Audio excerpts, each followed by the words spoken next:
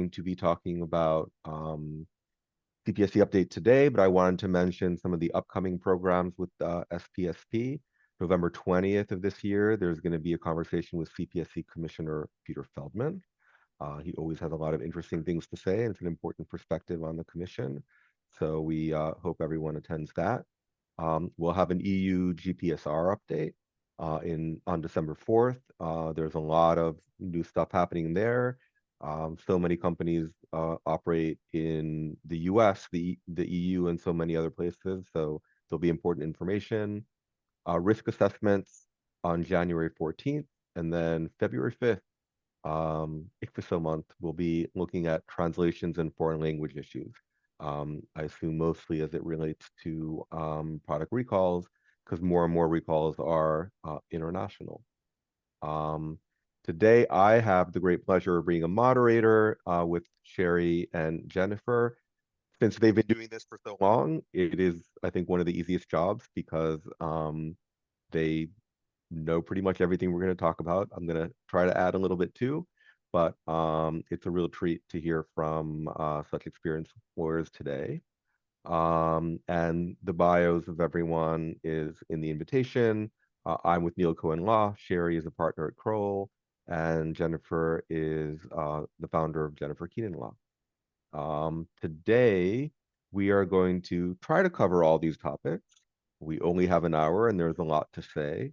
We're going to start with the recent administrative decisions at CPSC. There have been a couple of very important ones that have big implications for a lot of different types of companies that are dealing with CPSC, and it's rare to have so many decisions. So we'll spend some time talking about that. Then we're going to go over the compliance priorities for CPSC. It's a great day to do it because CPSC is actually voting on its operating plan as today, or may have already voted. So that certainly sets up the priorities for the upcoming year. We'll talk about enhanced corrective action plans. Those of you who have done recalls, and especially non-fast track recalls recently, are probably familiar with the ever-expanding corrective action plan agreement. So we'll talk about some of the important changes there. We'll talk about tips for avoiding late reporting penalties and also handling these kinds of investigations if they happen. Obviously, the biggest tip is report, but it's a little bit more complicated than that. And then if we do have time, we'll talk about the effects of the Supreme Court's overturning of the Chevron doctrine. That is very much sort of for a thing that lawyers are very interested in. So we'll do it if we have time, but SPSP did send out links to some articles around that, so that can give you some good background as well. So we'll start with the recent administrative decisions.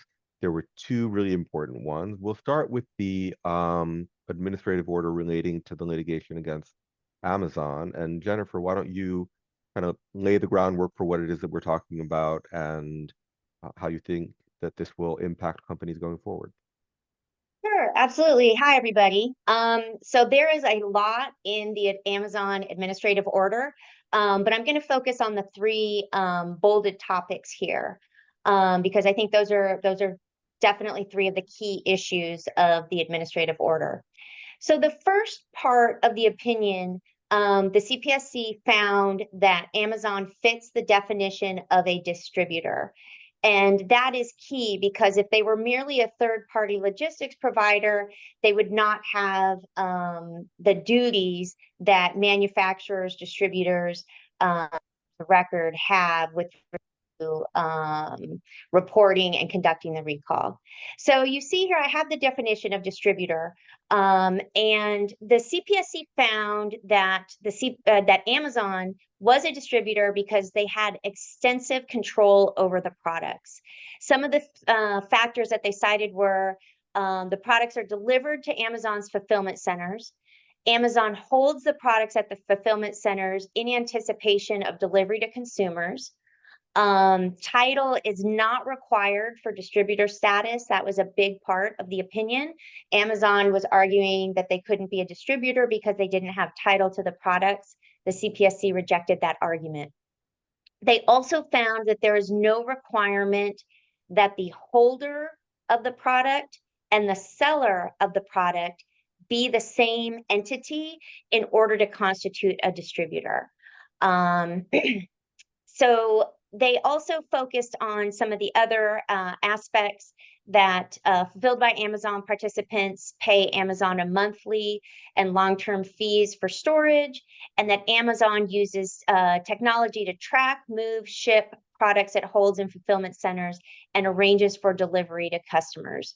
So in light of all of those factors, the CPSC found that Amazon does fit the definition of a distributor. On the flip side, they also went through the factors on why they were rejecting the argument that Amazon was making that they were merely a third-party logistics provider and not a distributor. And what they found is that the Fulfilled by Amazon activities go beyond receiving and transporting. The opinion said that Amazon controls the entire sales process, and it gave several examples. It said Amazon screens products for program eligibility. Amazon communicates directly with consumers regarding their purchases, including sending a Dear Amazon customer message when Amazon learns of a potential safety issue. Amazon controls the communication between participants in the Fulfilled by Amazon program and consumers by requiring the sellers to use Amazon's online platform. Amazon, and not the seller, determines whether a consumer will receive a credit or replacement. And for returned units, Amazon, and not the seller, determines whether the units are returned, disposed of, placed back into the program participants' inventory, or sold by Amazon itself through the Amazon warehouse program. And they also noted that Amazon enforces pricing rules. So for all of these reasons, they found that Amazon is not a third-party logistics provider. So those two issues were really the key parts of the opinion, holding that Amazon is a distributor and as such has specific duties with respect to consumer products that pose a substantial product hazard. But there was also some language that was really interesting that touched on recall requirements. So in the Amazon case, Amazon provided notice to consumers who had purchased the products at issue and just issued an immediate credit to those consumers. And the message that they sent stated important safety notice about your past order. It indicated that there's a potential safety issue that may impact the product, and it instructed consumers to dispose of the product. The CPSC found that that communication, that direct notice, was insufficient and didn't meet the requirements of notice of a recall. And they enumerated the various things that a direct communication to consumers must have in order to be sufficient notice. Some of the things, are very familiar, I think, to most people on this call.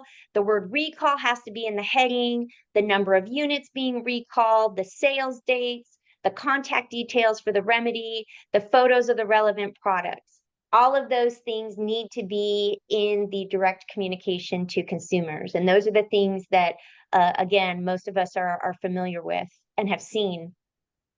They focused on two issues, though, that they went into a bit more detail. One of the reasons, in addition to lacking all of those elements I just listed, another reason that they found that the notice was insufficient is because it did not incentivize consumers to remove the product by returning it or submitting a photo of the destroyed unit in order to obtain a refund.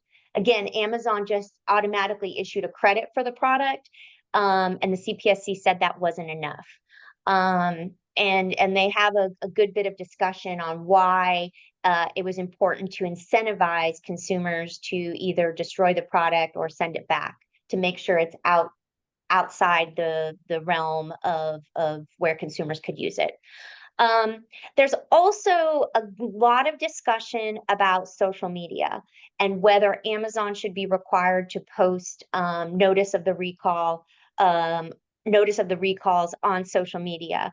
And I'll get into that discussion when I talk about my next topic, which is some CPSC trends. But there is a lot of really interesting discussion about how social media should be used and when and whether the CPSC should and could require companies to post information about recalls on their social media. So yeah, with that, I'll open it up for Sherry for some comments, and then we'll go on to the next administrative order. Sure. So thanks for that. It was really a great summary of a very long decision, by the way. And I think what I wanted to just touch on is that, we're getting a lot of questions about what does this mean for me? What does it mean if I'm a marketplace, but I don't operate the exact same programs that Amazon does? How do I look at this? And I think Jennifer very nicely summarized the indicia of control that the agency was looking at in the difference between a third-party logistics provider and a distributor. But it did seem in both the ALJ's decision as well as the commission's that the thumb is on the scale towards distributor. That, if you were to try to line up all those indicia and try to draw the line, you'd probably have to draw it very much towards all I do is receive and hold product. And even then, technically, the definition of distributor is someone to whom a consumer product is delivered for distribution in commerce. So, the definitions in the statute really are conflicting when it comes to third-party logistic provider and distributor. But, practically what we're seeing is two lines of thought. One is, okay, if my marketplace is going to be a distributor, what do I need to do to protect myself? How do I ensure that my third-party sellers have insurance or bonded or otherwise going to be capable of repaying me if I'm forced as a distributor to do a recall and I'm not Amazon? Or, the other extreme is let's wait and see and hope that Amazon appeals it and that it gets overturned, because as some people know, eBay challenged a very similar holding or attempt to hold them liable under the EPA statute in the Southern District of New York and won, and were not found to be a distributor. And so we have some division created.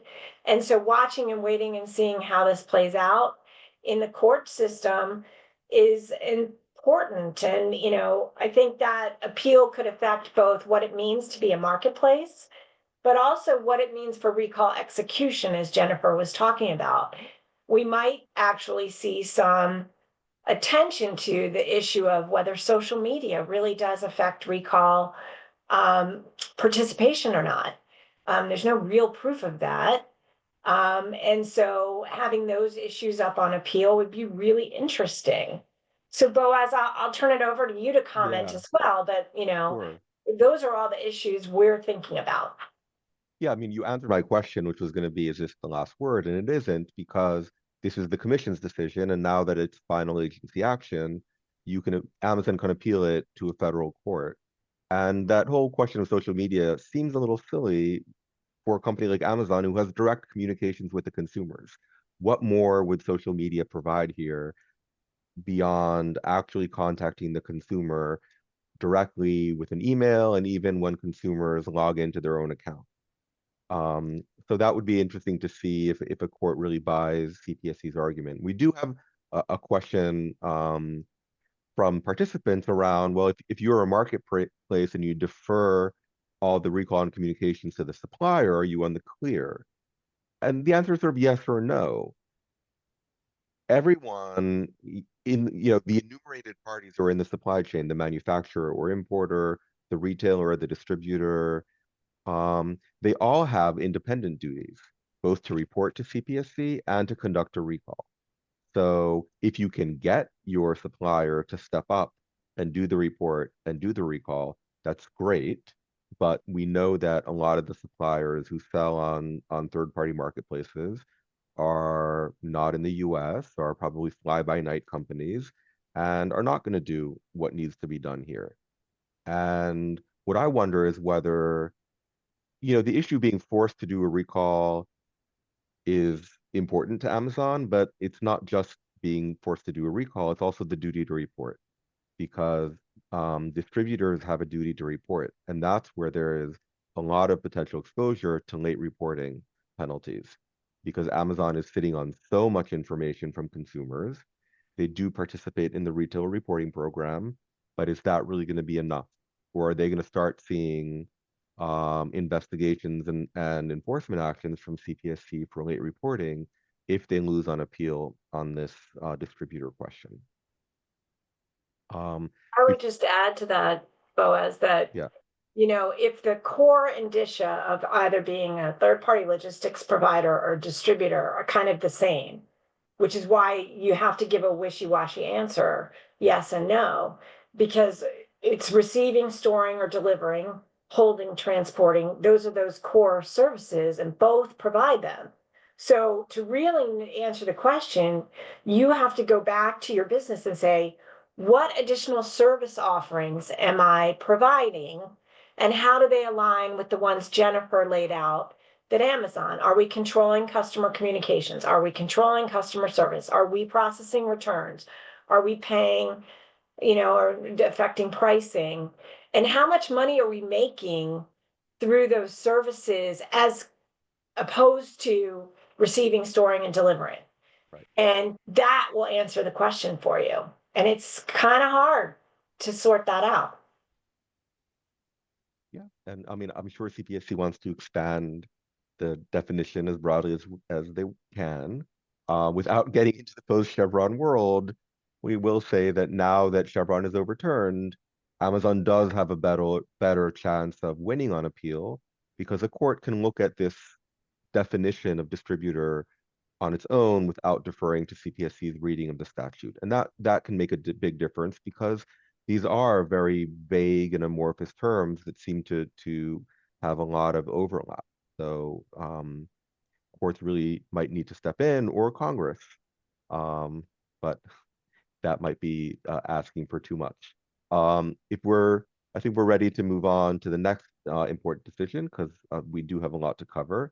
So the other mandatory recall lawsuit that we've seen is LeachCo, where CPSC sued a manufacturer to recall a product based on two reports that involved deaths, but both of them involved severe misuse. So Sherry, can you walk us through this decision and what you think it means for other companies that have to deal with CPSC? Sure. So the LeachCo product was a support pillow, for which a brand new rule has come out, by the way, and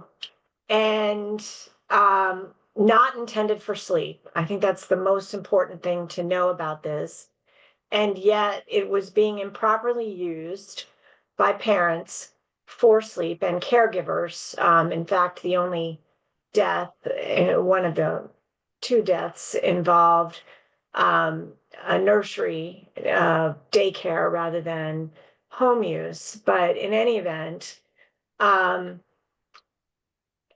commission asked for a recall on the theory that it was foreseeable that caregivers and parents would be using this without supervision for infant sleep, even though there was an on-product warning not to use the product for sleep, and even though millions of uses had occurred and only arguably 2 or 3 deaths had happened under very unfortunate circumstances where the product was clearly being misused. So I highlight the big headline, spoiler alert, on the slide here, but let me tell you a little bit about the story. The commission took out a lot of firepower in terms of experts in human factors, in child anatomy, and the whole workings of the infant body on the pillow, to argue that the design of the product created the risk. Its concave shape, its thick and soft padding, the lack of rigidity like a crib, and that could facilitate unsafe movements by the infant, leading to suffocation. And so they didn't just rely on the fact that it could be misused. They also advocated a design defect position and basically said that the podster could allow infants to bend their knees, push off the raised sides, and get themselves in a rolled over position when they weren't quite capable of rolling back. And that could obstruct the infant's mouth and nose, restricting the airflow. I think it's important to know how deep the agency's expert case was to really appreciate the outcome here, because the CPSC lost this case in its entirety, and the ALJ agreed with Leachco's position. Leachco had a very good warnings defense. It was never advertised as a sleep product.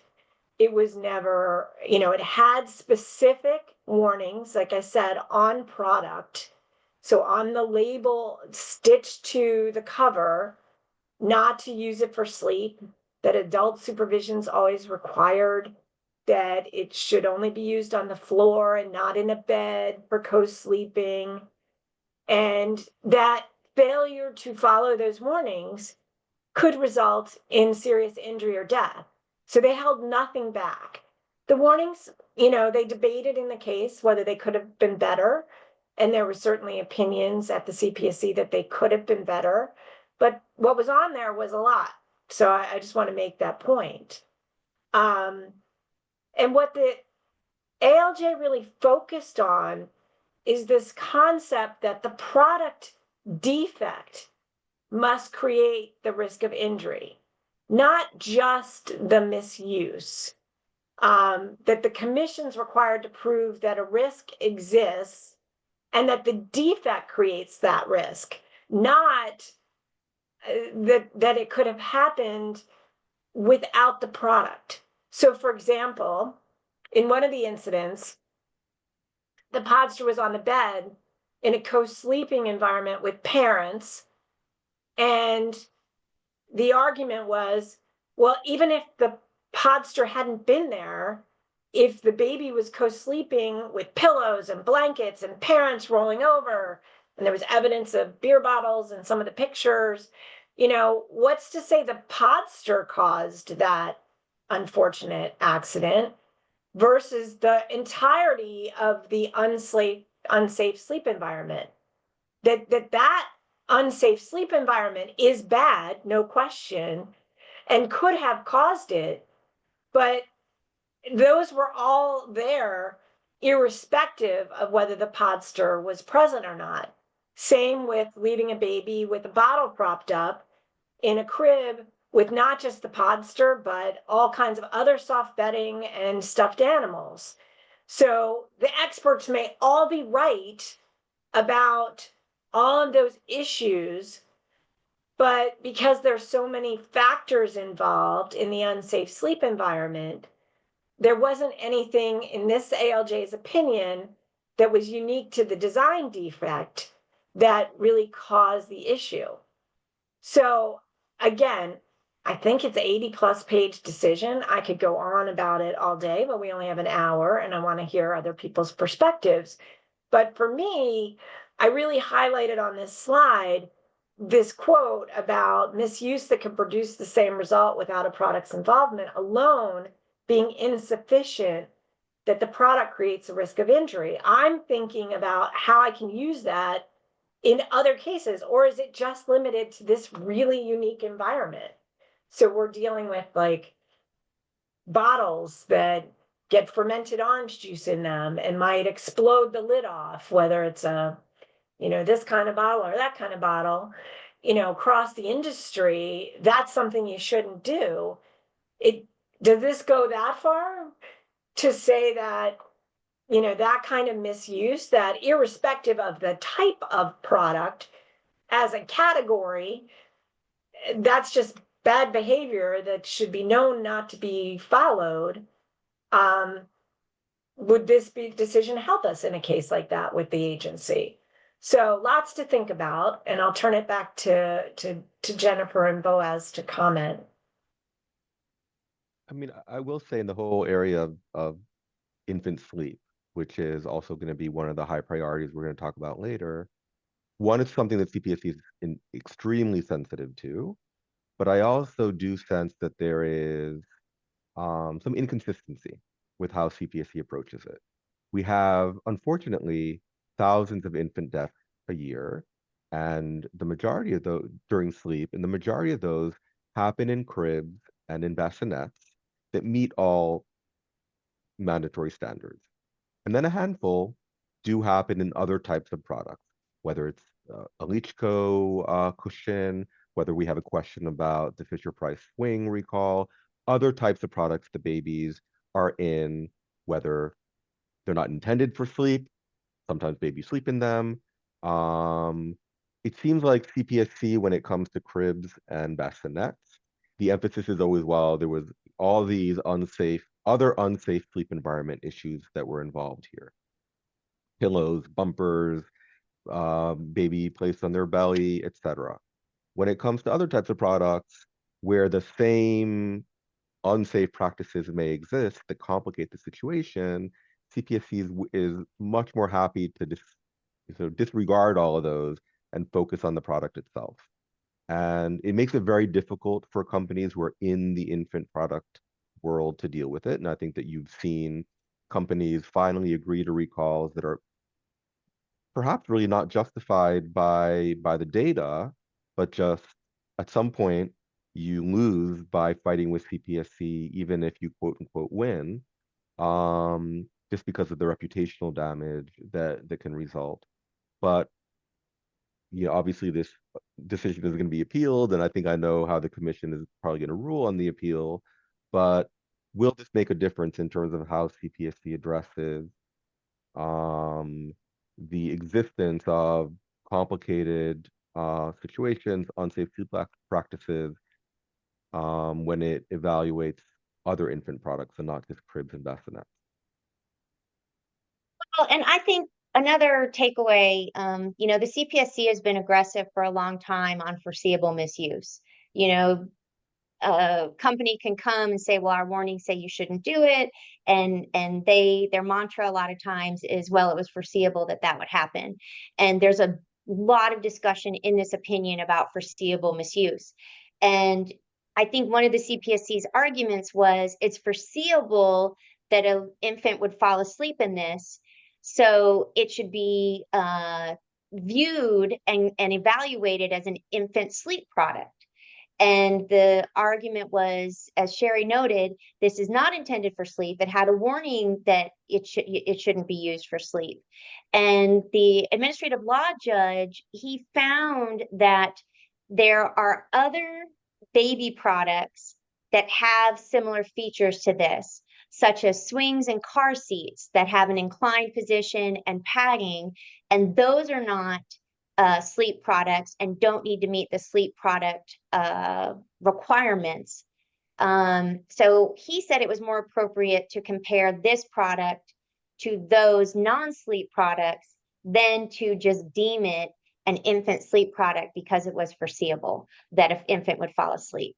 So again, I think there are a lot of nuggets in here. It is, as Sherry said, a very long opinion to help address and counteract an argument that the CPSC makes about any product about foreseeable misuse. Yeah, I agree with both your comments, and to just take the question head on in our chat, someone's asked the question of, well, then why did Fisher-Price recall the swings last week or 2 weeks ago? And it's a great question. I think it there are two things I take away from that. One is this opinion has not changed the CPSC's aggressiveness on any of these issues. They flat out think it's wrong. And they are not changing their attitude one iota based on what this ALJ has said. Two, it goes to Boaz's point about the fact that the reputational damage from challenging the CPSC when it comes to infant death is just more than most major companies can tackle. And if you look at the remedy, I mean, Trumka has issued a statement on how he thinks the remedy in that case is deficient, which is worth a read. But, you know, Fisher-Price did this recall. Boppy recalled its pillow product just like this. And if you really study the couple of cases that have actually been filed by the CPSC and gone to decision, they're usually companies with one product, like all or nothing bet the company, and that's Leachco. I mean, they made other pillows, but it was a small family company in Oklahoma, and this is what they made. And this was all or nothing for them. The CPSC was essentially taking away their business. Buckyballs, CPSC taking away the business of that product, banning it essentially by recall. And so we don't really see major companies being willing, other than Amazon, and again, it wasn't a product necessarily product case, it was more a legal case about their status and who should be responsible. But it's a lot to take on defending a product where there have been infant deaths. So let's move on because we're almost halfway through and there's still a lot to talk about. And so let's talk a little bit about what we see as expect CPSC's compliance priorities to be in the coming year. And why don't we start with Jennifer, kind of going through these. Yeah, so I mean, I think the first category, no matter what year you're in, no matter what environment you're in, is children's products. That is always receives significant attention from the CPSC. There's been a lot of activity and discussion with respect to bicycles, micromobility devices, scooters, e-bikes. There's also been some focus on carbon monoxide hazards. There's been some focus on online pharmacies and whether how online pharmacies satisfy the requirements of the PPPA and how they distinguish between what brick and mortar pharmacies do versus online pharmacies. So there's definitely been some activity there. There've been I don't even know at this point, 5 or 6 gun safe recalls. Those are all related to the same alleged defect, which is the biometric feature in the older generation of gun safes. So there's been significant activity there. The two I really wanted to focus on in this first category, though, to provide a little more detail on, is increased pressure on retailers, and then talking a little bit about unilateral press releases.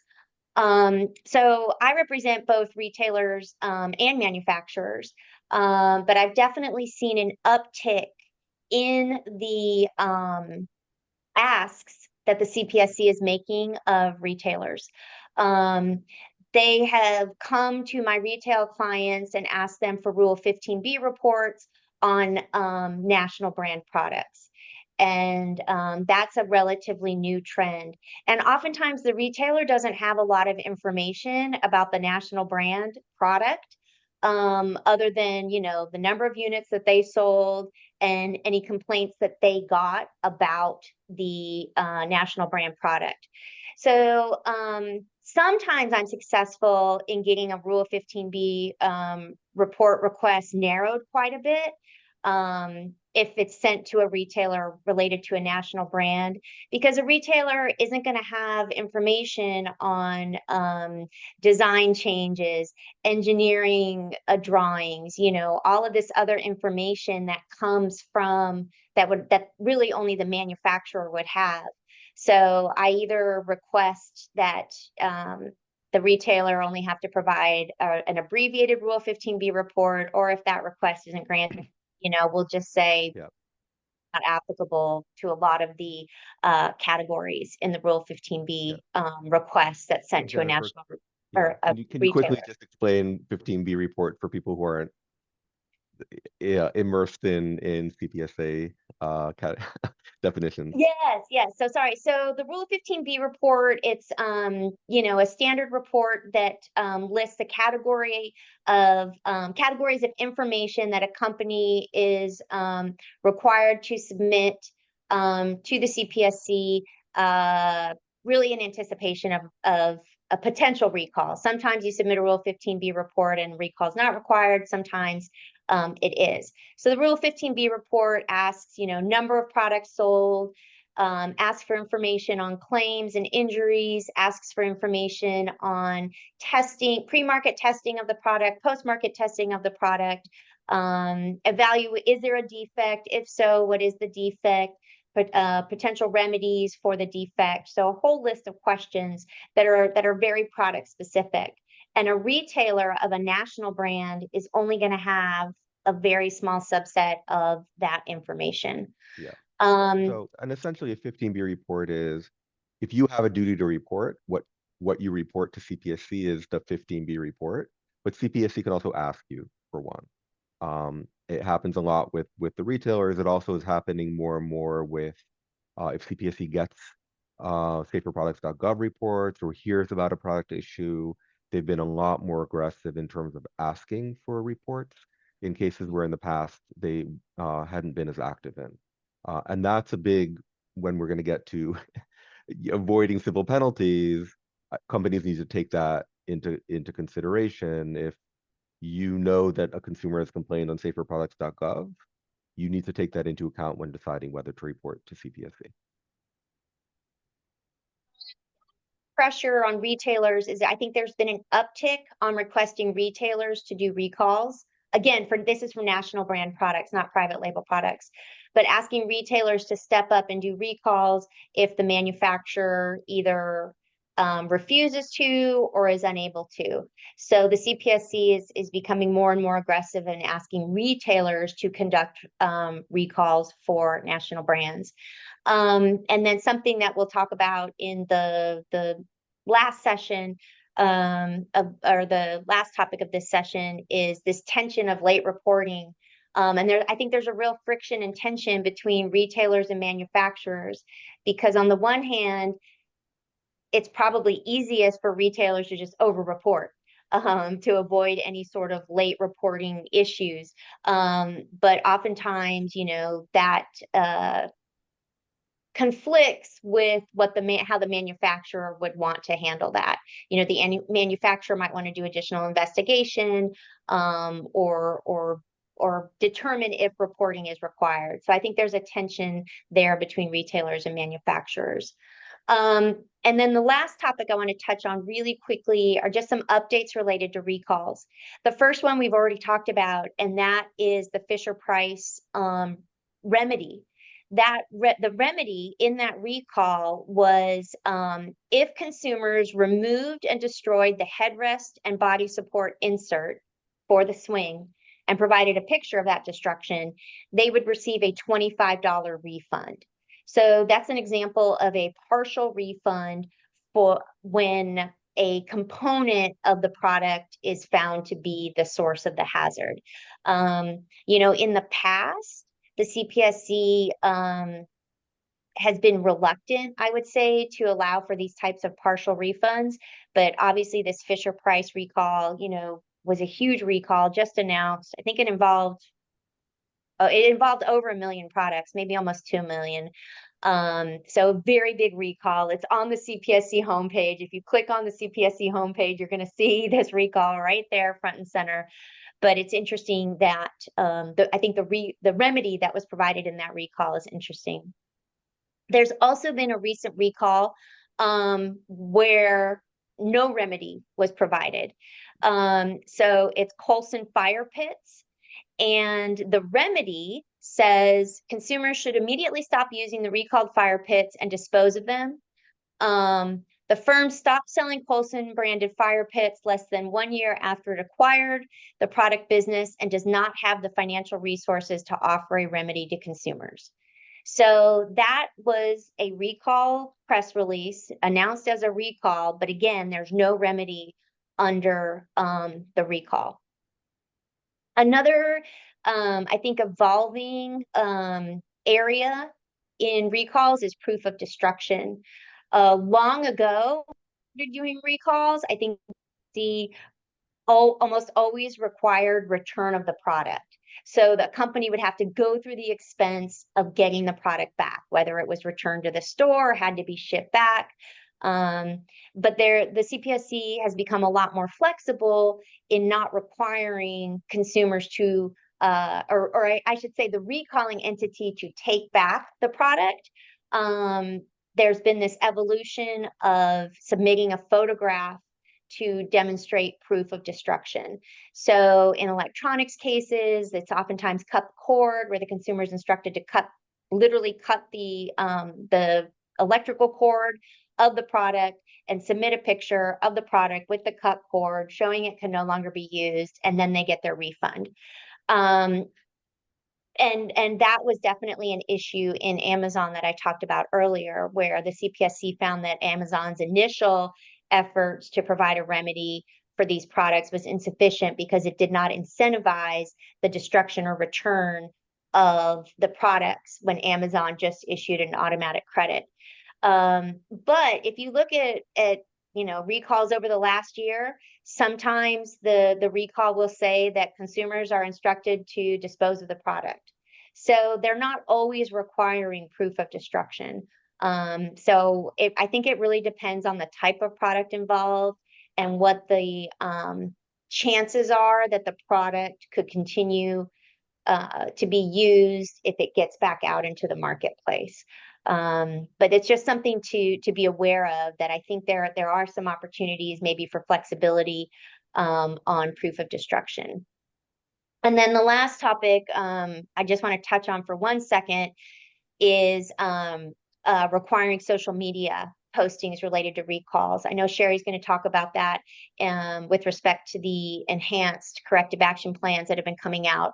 But there's a lot of discussion and I think recent updates related to whether social media, whether the CPSC requiring a company to post information about a recall on social media is warranted. So the CPSC is definitely going to continue to make the request, again, as Sherry will show in the corrective action plans that they're sending out.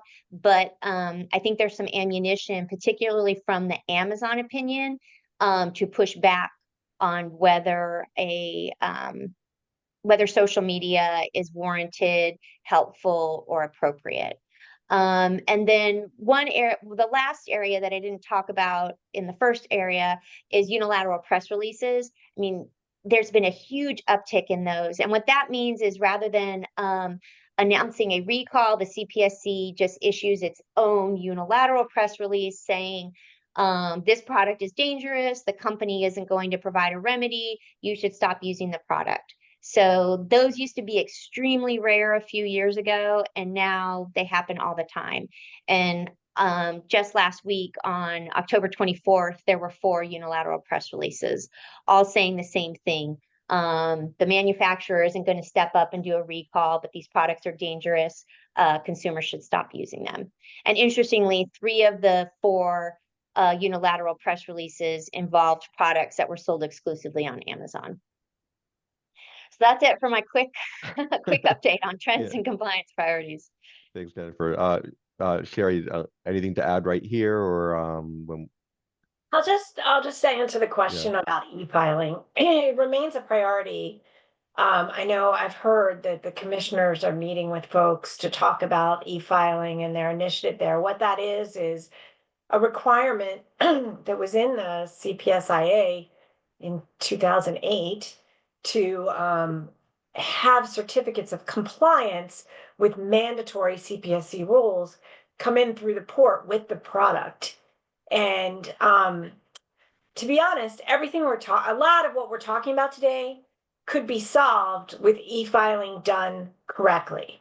When I mean e-filing done right, I mean no fraud, no fake certificates, real verification of some sort, which is incredibly hard. But done correctly, we wouldn't have the Amazon case. We wouldn't have to be worrying about marketplaces with non-compliant products from overseas because they would come in with certification of compliance. And they may have defects, but that's a different story. That's a whole nother part of the statute, right? Retailers, like Jennifer's been talking about, this pressure, increased pressure on them, their compliance obligations solved with e-filing done right. And late reporting, you wouldn't have to worry about because your products would be compliant because there would be e-filing. So I think it's an important policy priority. I think the real trick in it isn't so much what we hear about at ICFSO and all the burdens you're going to have in implementing it. It's how do we know there's no fraud? And I think, many of you are influential in your trade associations, et cetera. That's where the emphasis needs to be. And the CPSC needs to be educated on those issues because you see it and they don't. So that's my priority policy pitch, Boaz. Yeah, to add on the e-filing, in a recent talk, the chair, he was talking to the Promotional Products Industry Association, and he admitted that CPSC is not there yet in terms of the technology. There's still a lot they need to do. They're still doing these beta tests and alpha tests. So it is going to be a while. This has been brewing for many, many years. It was a hot topic years ago when I was working at CPSC. They did finally have a notice of proposed rulemaking, but it's going to be a while before there's an actual proposed rule. And from the draft um, uh, performance plan for the year, it wasn't slated for a final rule this year. I don't know if that's been changed, but staff didn't think that they were going to be ready for that. A couple of other questions. We have a question about how long evidence of destruction is retained. I have never been in a situation where CPSC has asked to audit the proof of destruction that companies have collected. But the general rule with a lot of the record retention is sort of this default 5 years in terms of keeping it, but there are business decisions around that, how expensive it might be, or is it fitting with your data? Are you using a third party to do the recall with you, and then how much are you paying for that data? And then there's a question of how many are companies really at it very carefully when they're getting thousands and thousands of requests, or are they trusting the consumers are uploading it correctly? I think that that's an open question, but it does add a bit of friction, and it does help emphasize to consumers that this is a product that needs to be taken off, sort of taken out of consumers' hands, not used, not reused, not donated. And our clients are often asking consumers to as part of their submission, to verify or click on the I verify that I am disposing of this product as required, just as an additional level of protection.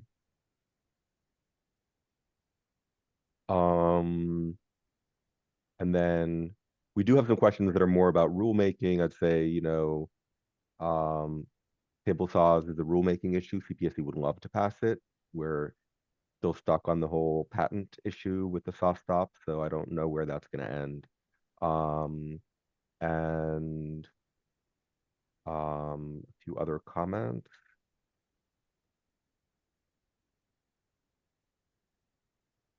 Yeah, I think it's just hard to tell exactly where CPSC is going to end up on it in terms of timing and how much time they're going to give everyone to get into compliance.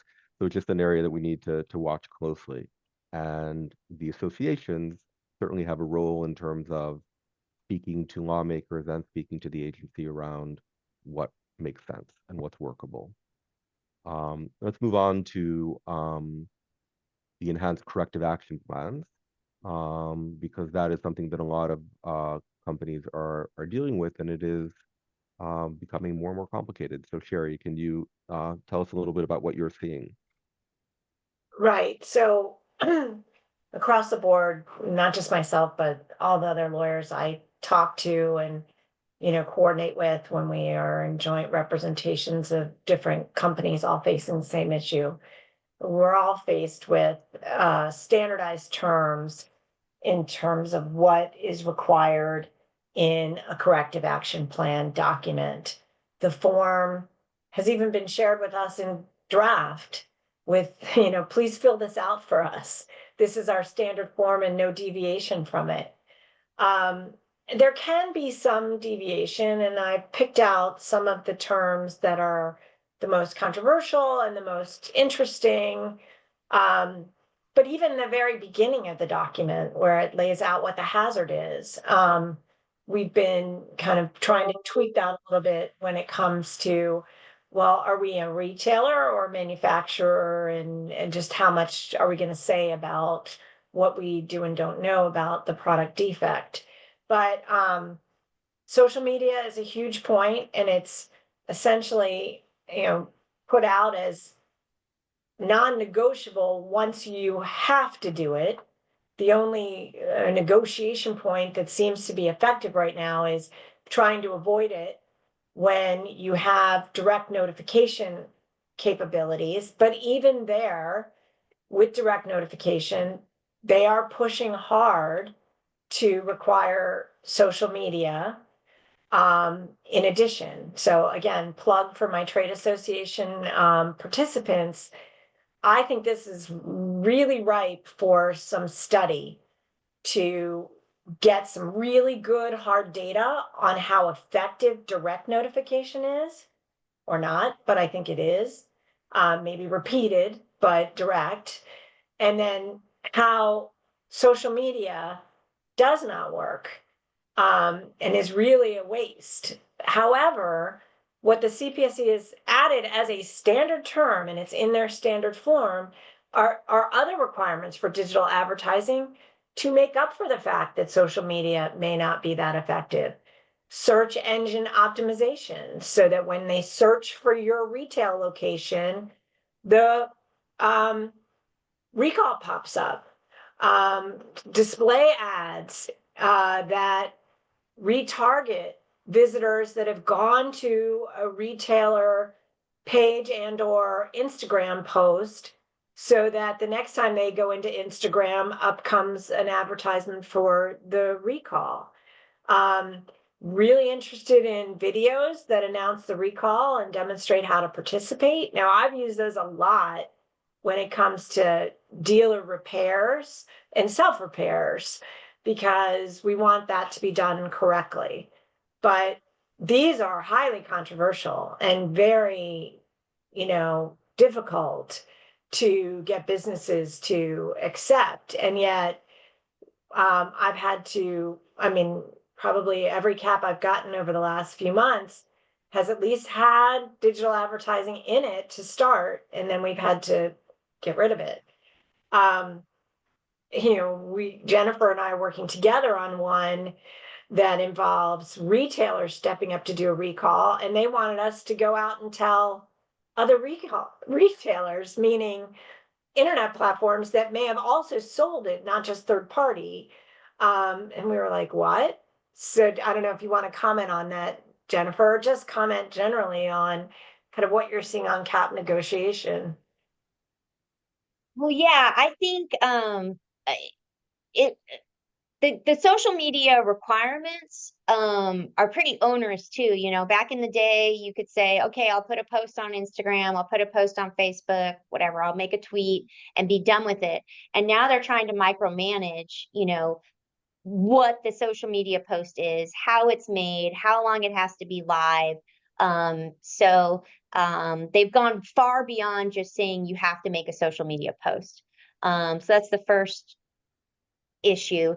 And then the second issue in the model cap, some of the terms are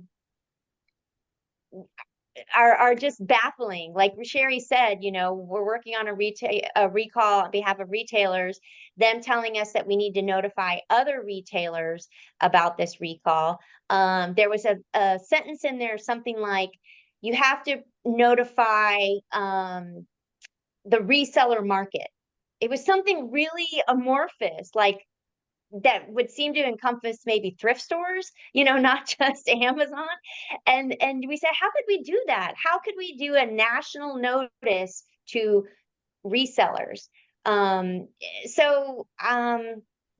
think where they start can be incredibly onerous and way overly broad, and you need to do your best to try to rein it back in. Yeah, I Right. mean, it's Yeah, go ahead. the document's not well written. I mean, some of these things just aren't defined very well, but it's very hard to get amendments to it because the response from the attorney is always, well, this is this is our template. Like, they're not given the authority to really do anything. And so it takes a long time to negotiate these. It adds a lot of time to the whole process, which is already long in terms of when you're even going to be able to announce the recall.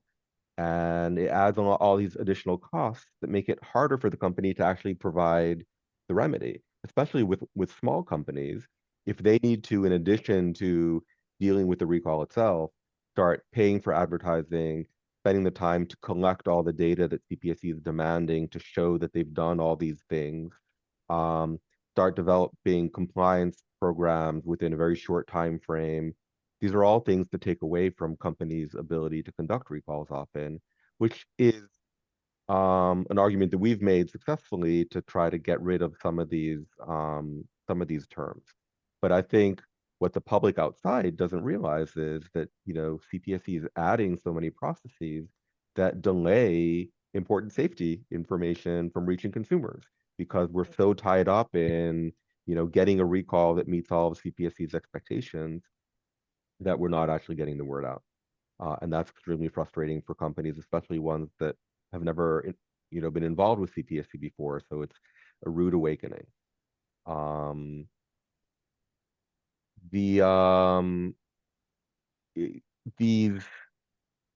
these requirements haven't spilled over into fast track yet. I mean, fast track it depends kind of who you're dealing with sometimes in terms of the compliance officer, but it still is like the old days in terms of how just sort of general expectations and requirements without getting into the nitty-gritty. So that makes fast track more appealing, at least in cases where that you're going to end up doing a recall. And similarly with recalls through the regulated products, if you're doing a recall for a regulatory violation, it's kind of in between fast track and a regular cap in terms of the requirements. So there are, you sometimes have other options in terms of how you approach CPSC and what kind of outcome you're going to get in the end. We are pretty much at time, but I do think it'll be important to talk at least briefly about tips for avoiding late reporting. So let's go over by a few minutes. We'll leave Chevron to a discussion among the lawyers, but just a shout out to the questions about CPSC's use of data. I think now that Chevron has been overturned, CPSC is going to have to do a better job of basing its rules on data and providing data to the regulated community before it finalizes rules, hopefully. That's what it should be doing. So we'll see. So let's quickly go over some of these discussions of avoiding late reporting or dealing with the late reporting investigation if it happens. So Sherry, can you get us started on that? Sure. I mean, when in doubt, report, obviously, but nobody likes to hear that. The thing I always like to think about is, what is my hook? What active investigative issue am I going to highlight in my report that is the reason to answer number 6? I think it's always in number 6 in the full report of why are we reporting now? And so you really need to focus on that when you're writing your report. And you need to write your report, whether you're on the portal or not, in a way that frames everything as if you're going to be investigated, because the number of investigations has gone up, even if you're not seeing penalty matters come out. I don't know if there's going to be like a big flood of them come out or what, but we know that there are a lot of investigations going on. So that's my quick advice on that. I think that, you know, I often say that most everything I work on anyway is coming to us not on day one, and the first facts always change. And so, but everyone who's coming is coming earnestly in good faith to engage properly with the agency.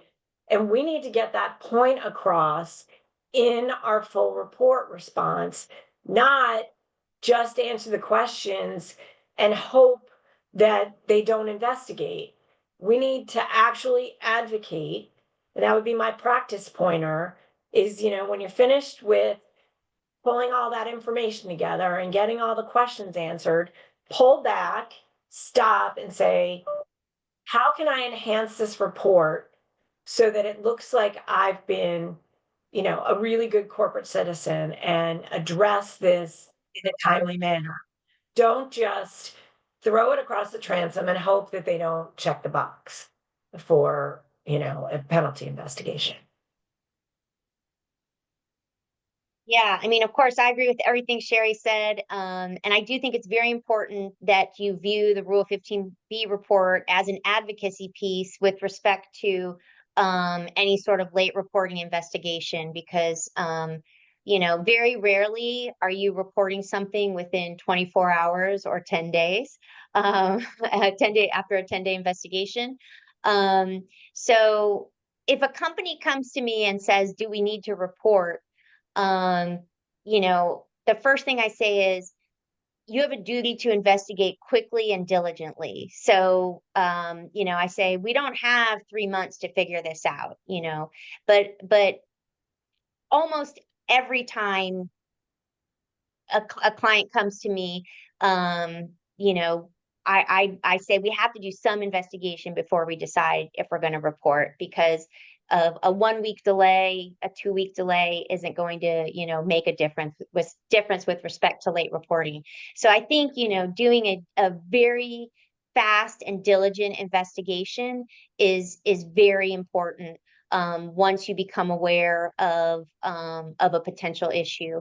And then, as Sherry said, if you do deem that it is reportable, really highlighting, the due diligence and investigation, and steps that you took to determine if there was a problem and what led to the report. Yeah, and I'll add, I mentioned it earlier, if you know that there's been, I mean, there are some things that you need to keep in mind when deciding, sort of you're on the fence whether to report. If there's been a complaint to saferproducts.gov, you don't want to be in a situation where CPSC is the one coming to you and asking for a report. That is going to increase the risk of late reporting investigations, because just the case number internally is going to be different, and it's going to be clear to them that this is a case that we had to go ask the company to report to us. So that's not a good look. So it may be more likely to end up reporting if you know that there have been complaints to saferproducts.gov. If you're a supplier, and this is information that your retailer has given to you, you have to take that in mind as well, because retailers these days are much more likely to report given just recent settlements and just the increased pressure on retailers from CPSC when it comes to recalls. So those are factors you need to consider, even if, based on the data itself, you're on the fence about whether or not it's reportable. You still need to take into account just what other information is CPSC going to be getting and how might it follow up on that.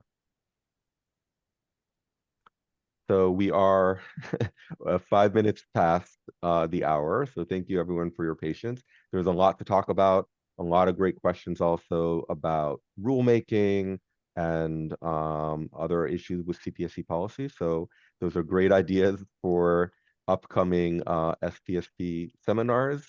It's great that they always raise more questions that we can all discuss and try to figure out together. We're not going to talk about Chevron, but that was an interesting development. A lot of interesting Supreme Court cases this year. Thank you again for participating. If there are questions, you can email SPSP. Our contact information here is available as well, and the slides and a link to the program will also be available. So hope to see you again in a upcoming webinar. And Sherry and Jennifer, thank you so much for making it such an easy moderating experience for me. So take care and see everyone at ICPSO if not before. Bye-bye. You. Thank you.